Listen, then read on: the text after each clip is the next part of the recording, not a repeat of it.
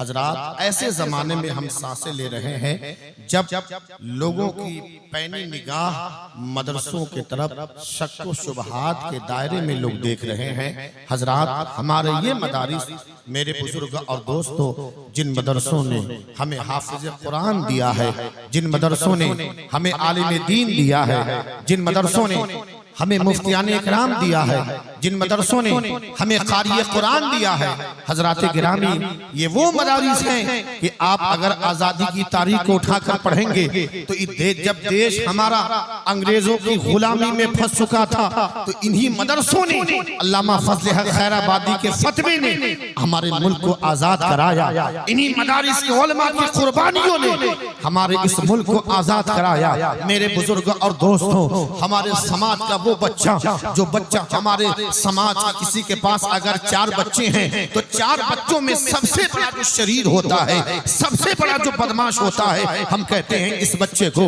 हजरत अल्लामा मुफ्ती शमसुल हक साहब के हवाले किया। हजरत पीर तरीक़त सूफी फूल हसन साहब की सरफरस्ती में हमारा जो सबसे बदमाश बच्चा था, जो किसी काम का बच्चा न था, उसे हमने दारुल उलूम महमूदिया टेक्नानी शरीफ के हवाले कर दिया कि हजरत मेरा ये बच्चा है। मदरसे ने अपने यहाँ रखकर उसे खाना भी खिलाया, उसके लिए कपड़े का भी इंतजाम किया, उसके लिए पढ़ने का भी इंतजाम किया। हजरात, दारुल उलूम महमूदिया टेक्नानी शरीफ के हवाले जिस बच्चे को आपने किया था, वो बच्चा कुछ पढ़ना नहीं जानता था, वो बच्चा सही से बोलना नहीं जानता था, वो बच्चा माँ बाप का अदब नहीं जानता था, वो बच्चा अपने असातिज़ा का अदब नहीं जानता था। लेकिन मदरसे के असातिज़ा ने जब उस बच्चे को पढ़ाना शुरू किया, साहिबे मजार से जब उस बच्चे ने फैज हासिल किया, तो मेरे बुजुर्ग और दोस्तों, वो बच्चा हजरात, आपने दारुल उलूम महमूदिया टेक्नानी शरीफ के हवाले जिस मिट्टी को किया था, तो दारुल उलूम महमूदिया टेक्नानी शरीफ ने उस मिट्टी को सोना बना करके आपके बीच भेजने का काम किया है। आपने दारुल उलूम के हवाले कोयला को किया था, लेकिन मदरसा ने उस कोयले को हीरा बना करके कौम के बीच भेजने का काम किया है। हजरात, इस मदरसे ने इतनी कुर्बानियां दी है। मैं आपसे कहना चाहता हूँ, आज के इस इमामुल अंबिया कॉन्फ्रेंस से आपको आवाज देना चाहता हूँ कि अपने मदरसों को मजबूत कीजिए। अब जब हमारे मदरसे मजबूत होंगे, इंशाअल्लाह तबारक व तआला हमारे बीच से आज उलमा का अदब खत्म किया जा रहा है। हमारे समाज में कुछ ऐसे कीड़े मकोड़े पैदा हो गए जो कभी मदरसे की शान में गुस्ताखी करते हैं, जो कभी उलमा की शान में गुस्ताखी करते हैं, जो मदारिस के तलबा को देख उन्हें हिकारत से देखते हैं। मैं आपसे कहना चाहता हूँ, मदरसे के ये तलबा हैं जिन्होंने कुरान अपने सीने में महफूज कर लिया है, तो याद रखें, अगर आपका बेटा डॉक्टर बनता है तो डॉक्टर बनने के बाद उसके सर पे कोई दस्तार नहीं बांधता है। आपका बच्चा इंजीनियर बनता है तो कोई उसके सर पे दस्तार नहीं बांधता है। आपका बेटा प्रोफेसर बनता है तो कोई उसके सर पे दस्तार नहीं बांधता।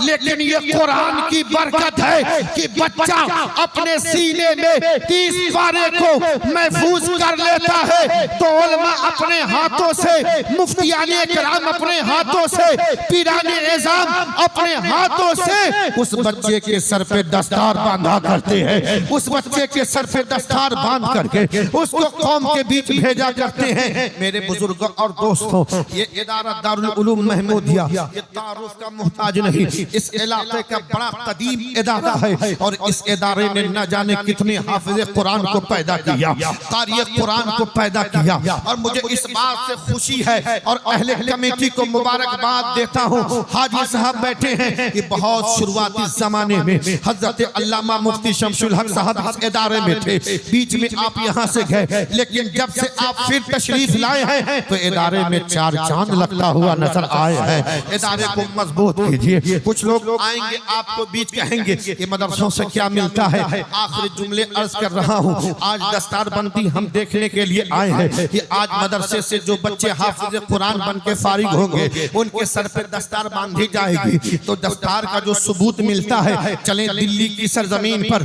सरकार महबूब इलाही निजामुद्दीन औलिया अपने उस्ताद गिरामी की बारगाह में आप इल्मे दीन हासिल किया करते थे। जब आप कुदूरी आपने मुकम्मल कर लिया तो कुदूरी किताब खत्म कर ली, तो आपके उस्ताद जो पढ़ाने वाले थे। कहा महबूब इलाही निजामुद्दीन और निजामुद्दीन अब तुम इस काबिल हो गए हो कि तुम्हारे सर पे दस्तार बांध दी जाए और तुम्हें कौम के बीच भेजा जाए। हजरत सरकार निजामुद्दीन औलिया ने अपने उस्ताद से कहा कि हुजूर मुझे मोहलत दे दी जाए कुछ दिनों की, मैं अपनी वालिदा से इजाजत ले लेता हूँ। सरकार निजामुद्दीन औलिया अपनी वालिदा की बारगाह में पहुंचे और पहुंचने के बाद कहने लगे, अम्मी जान मेरी खुदूरी किताब खत्म हो गई है और मेरे उस्ताद गिरामी ने फरमाया है कि निजामुद्दीन अब तुम आलिम बन गए हो, तेरे सर पे दस्तार मैं बांधना चाहता हूँ। तो माँ ने कहा कि जाओ अपने उस्ताद से कह दो कि कुछ दिन ठहर जाए, कुछ दिन रुक जाए। सरकार महबूब इलाही अपने उस्ताद के पास आए और कहा कि हुजूर मेरी अम्मी जान ने कहा है कुछ दिन ठहर जाइए, उसके बाद मेरे सर पे दस्तार बांधिएगा। जब कुछ दिन हो गए तो निजामुद्दीन औलिया एक रोज वालिदा के पास पहुंचे तो वालिदा ने धागे से खुद आपने कपड़ा बुना और कपड़ा बुनने के बाद अपने बेटे निजामुद्दीन को दिया। कहा बेटे सुन, ये पगड़ी का कपड़ा है जो मैंने अपने हाथों से इसे बुना है, इसे लेकर के जाओ अपने उस्ताद के पास, कहना कि तेरे सर पे इस पगड़ी को बांध दे। सरकार निजामुद्दीन औलिया उस कपड़े को लेकर जो आपकी वालिदा ने जिस कपड़े की बुनाई की थी वो कपड़ा लेकर के आप अपने उस्ताद गिरामी के पास पहुंचे। उस्ताद गिरामी खुश हो गए और आपको खड़ा किया और आपके सर पे दस्तार बांध दी और बांधने के बाद कहा निजामुद्दीन अब तुम आलिम हो गए हो, कौम के बीच जाओ और उन्हें सही रास्ता बताने की कोशिश करो, उन तक दीन का पैगाम पहुंचाने की कोशिश करो। यही तरीका हमारे बुजुर्गों ने राज रखते हुए आज मदरसे में जब कोई बच्चा हाफिज बन जाता है, आलिम बन जाता है, कारी बन जाता है तो उसके सर पे दस्तार बंदी की जाती है। आज अल्हम्दुलिल्लाह वो माँ बाप काबिले मुबारकबाद है, काबिले रश्क है वो माँ बाप जिन्होंने तकलीफें उठाकर अपने लाल को हाफिज कुरान बना दिया है। वो माँ खुश नसीब है, वो रिश्तेदार खुश नसीब है। ये आपके घर का बच्चा आज हाफिज कुरान बना है तो आज इमामुल अंबिया कॉन्फ्रेंस में इस स्टेज पर उनके सर पे दस्तार बांधी जाएगी। अल्लाह की बारगाह में दुआ है अल्लाह तबारक व तआला इस इमामुल अंबिया कॉन्फ्रेंस को अपनी बारगाह में कबूल फरमाए और इस इदारे को दिन दुगुनी रात चौगुनी तरक्की अता फरमाए।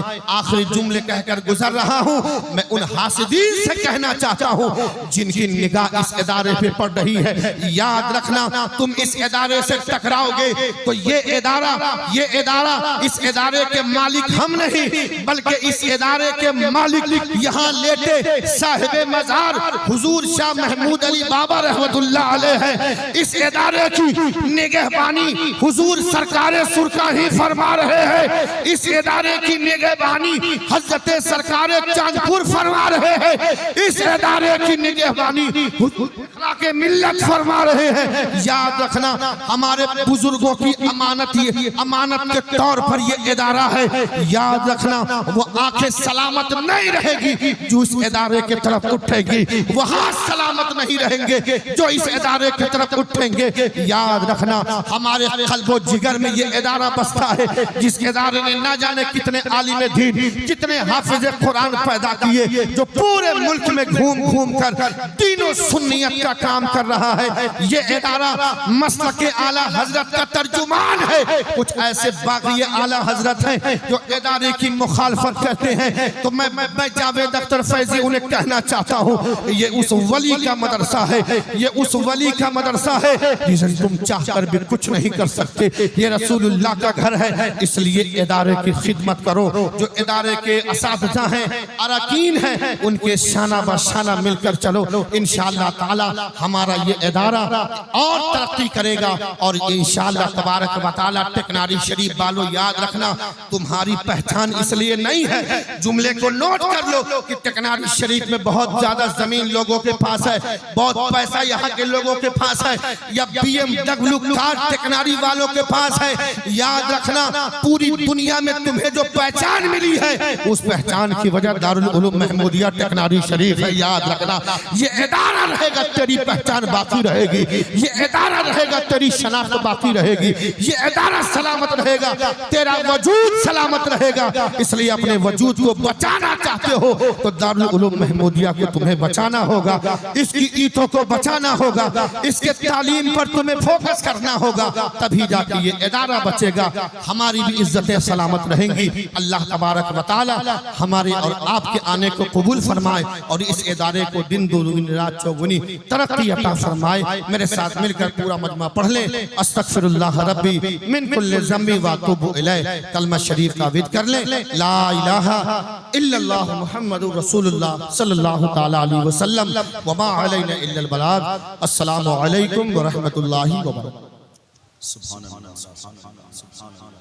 वाह।